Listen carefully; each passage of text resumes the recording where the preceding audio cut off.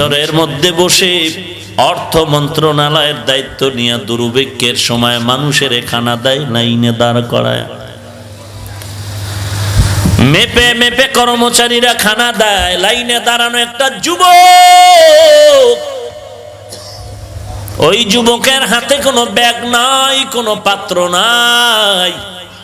ইউসুফ নবী সিংহাসনে বসে আছেন, কর্মচারী খানা দেয়।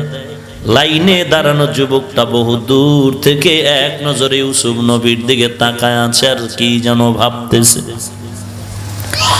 কিনারায় যখন এসে গেল, নাম ডাক পড়বে, যুবক এমন এক নজরে, তীক্ষ্ণ নজরে তাকায়ছে, ইউসুফের নজরটাও কেড়ে নিল। যখন তার নাম এসে গেল, কর্মচারী বলে ব্যাগ, বলে ব্যাগ নাই। খানা নিবা কিনা, বলে নিব না। তো দীর্ঘ টাইম লাইনে দাঁড়ায় কেন কষ্ট করেছো? বলে আমার একটু আবদার হলো, ইউসুফ নবীর সাথে আমি একটু পার্সোনাল কথা বলবো। ইউসুফ নবীর যেহেতু নজর পড়েছে, তিনিও চাইতেছে কথা বলবেন। কর্মচারীরা বলে কি করা যায়, বলে সুযোগ দাও। যুবক ইউসুফ নবীর কানের কাছে এসে ঠোঁটটা নাড়ায় নাড়ায় কি যেন বলতেছিলেন, আর সবাই তাকায় দেখতেছে ইউসুফ নবীর চোখ বেয়ে বেয়ে টপ টপ করে পানির ফোঁটাগুলো পড়তেছে।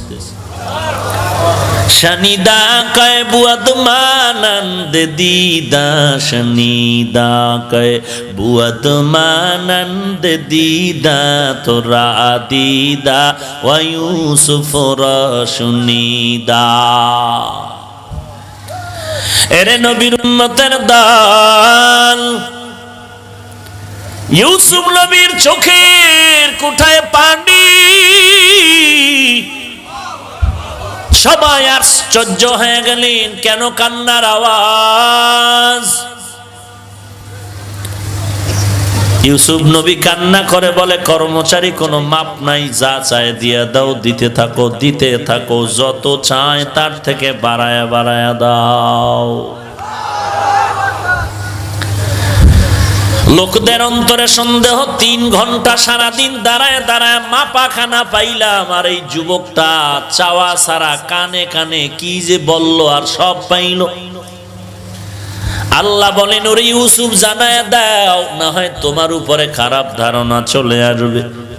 ইউসুফ নবী ডাক দিয়া কয়, রে মানুষ, এই যুবকটারে আমি দিল খুলিয়া সব দিলাম, যা চায় তা দিব। এমনকি আমি ইউসুফের যা চাইবে, আমি জামাটা চাইলেও দিতে প্রস্তুত হয়ে যাব। কারণ জানোনি এই যুবক আমার কত আপন যুবক। তোমরা তো আমি ইউসুফের চিনো না। আজকে আমি অর্থমন্ত্রী হয়ে মন্ত্রণালয়ের দায়িত্বে বসে গেলাম, কিন্তু আমার করুণ ইতিহাস যদি জানো, চোখে পানি ধরে রাখা যাবে না। আমাকে তোমরা চিনো না, আমি কোন দেশের সন্তান।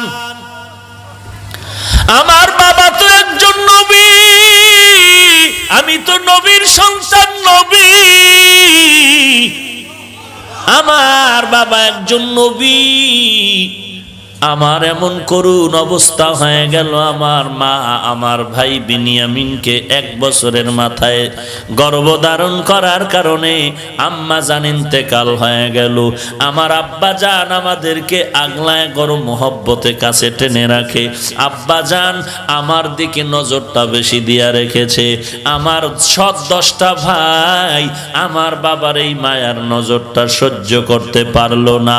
হিংসার বশীভূত হইয়া আমি ইউসুফের বাবার থেকে মজার কথা বলে খেলনা করার জন্য নিয়া জঙ্গলের মধ্যে আমাকে মারধর করেছে। এক ভাই মারার পরে আরেক ভাই বলে তুইও মার। এইভাবে মারতে মারতে তারা থামে নাই। অন্ধকার ময়লা কূপের মধ্যে আমাকে ফেলে দিয়েছে। ওই কূপের মধ্যে পড়ার পর আল্লাহ আমার সাহায্য করেছে। আল্লাহ জিব্রাইলের পাঠাইয়া ফেরেশতার মাধ্যমে ওই ময়লা পানি থেকে আমাকে বাঁচানোর জন্য জান্নাতি পাথর আমার পায়ের নিচে দিয়েছে। ওখান থেকে আবার আল্লাহ তাআলার কুদরতি সাহায্যে আমাকে ব্যবসায়ীরা উঠায়। ওখান থেকে আমার ভাইয়েরা আমাকে বিক্রি করে দেয়। ওই বিক্রির পরে মিশরে আসার পরে আমার শরীরের ওজন বরাবর স্বর্ণ পরিমাণ টাকা দিয়া মিশরের প্রধানমন্ত্রীর স্ত্রী জুলাইখা আমারে কিনে নেয়। ঘরের মধ্যে নিয়া আমার চেহারার যৌবনের পাগলামিতে পড়ে জুলাইখা উল্টা পাল্টা ব্যবহারের জন্য যখন সাকসেস হতে পারে না, আমার বিরুদ্ধে অপবাদ দিয়া আমাকে জেলখানায় ঢুকায় দিয়েছে। ওই জেলখানার থেকে আমি বের হইয়া বাদশার স্বপ্নের ব্যাখ্যা দিতে গিয়ে আমি আজ এই সম্মানের জায়গায় বসলাম। তোরা জানো না, আমার বাবা আমার জন্য কান্না করে করে অন্ধ হয়ে গেছে। আমার বাবায় তালাশ করে আমার ইউসুফ কই, আর আমি ইউসুফও কান্না করি আমার বাবার চেহারা এখনো দেখতে পারলাম না। আর আমার জুলাইখা আমার বিরুদ্ধে যখন অপবাদ দেয়, দরজায় তালা লাগাইয়া আমার সাথে অপকর্মের প্রস্তাব দিল। আমি আল্লাহর কাছে কান্না করে বললাম, ও মাওলা তুমি সাহায্যের হাত বাড়ায় দাও। দরজায় ধাক্কা দিলাম, সব দরজার তালা আল্লাহ কুদরতি ভাবে খুলে দিলেন। আমি নিচের মধ্যে দাঁড়ায় গেলাম, দেখি জুলাইখার স্বামী প্রধানমন্ত্রী সামনে দাঁড়ানো। জুলাইখা আমার বিরুদ্ধে অপবাদ দেয় আমি নাকি জুলাইখার সাথে উল্টা পাল্টা ব্যবহার করেছি। তখন আমার কেউ নাই। আমি তখন বলেছিলাম সব দোষ জুলাইখার, আমি ইউসুফের কোনো দোষ নাই। জুলাইখার স্বামী বলল, ইউসুফ তুমি সত্য যে তার প্রমাণ দাও। আমার তখন প্রমাণ দেওয়ার কিছুই নাই। আল্লাহ তাআলা আমার আহালের একটা মহিলা আমার ওই দ্বার দিয়া যাইতেছিল, বাদশার পরিচিত ওই মহিলার কোলে একটা শিশু বাচ্চা ছিল। ওই বাচ্চা আল্লাহ আমাকে ইশারা করে বললেন, ওই দুধের বাচ্চারে সাক্ষী বানায়া দাও, এই বাচ্চা তোমার পক্ষে সাক্ষী দিবে। আমি যখন ইশারা করলাম, বাচ্চা যখন বাচ্চাকে জিজ্ঞাসা করলো, ও বাচ্চাটা বলে দাও ইউসুফ দোষী না জুলাইখা দোষী।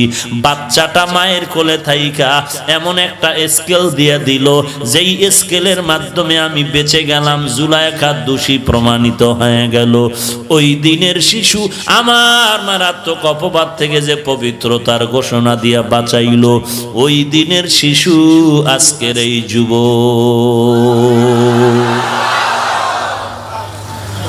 ওই দিন আমার কলিজার মোহাব্বতের সেই শিশু আমার এত উপকার করেছে। এই দিনের সেই যুবক, এই যুবক আমার জিন্দেগীর বড় আপন। যা চাইবে তা পেয়ে যাবে, চাওয়ার আগে আমি দেওয়ার জন্য প্রস্তুত হয়ে গেলাম। ও বান্দা কি বুঝলা? জায়গা মতো সম্পর্ক করো, চাওয়ার আগে তোমার চাহিদা পূরণ হয়ে যাবে। আল্লাহর সাথে গভীর সম্পর্ক জোড়ায় দাও, চাওয়া লাগবে না, আল্লাহ কয়া ডাক দিবি, বলা লাগবে না আমার খানা লাগবে, টাকা লাগবে। আল্লাহ বলে যখন ডাক দিবা, আল্লাহ তোমার সব পাওনা পরিশোধ করে দিবে। हर गोरी देने के तू तैयार है, जो न मंगे उससे तू बेजार है।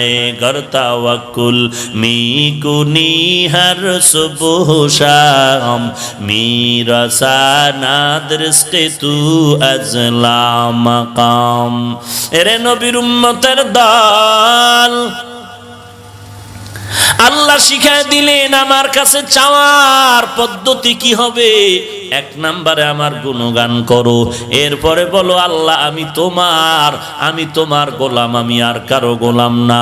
আমি পীরের গোলাম না, পীরের গোলাম না, দলের গোলাম না, নেতার গোলাম না, ভাইয়ের গোলাম না, নফসের গোলাম না, আমি টাকার গোলাম না, আমি বাড়ির গোলাম না, আমি টাকার পাগল না, বাড়ির পাগল না, আমি গাড়ির পাগল না, নারীর পাগল না, আমি আল্লাহ তোমার একজন পাগল,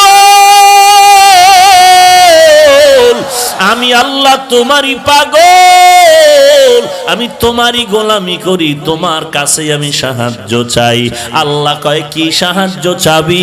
একমাত্র হেদায়েত ছাড়া সাহায্য আর কিছুই নাই।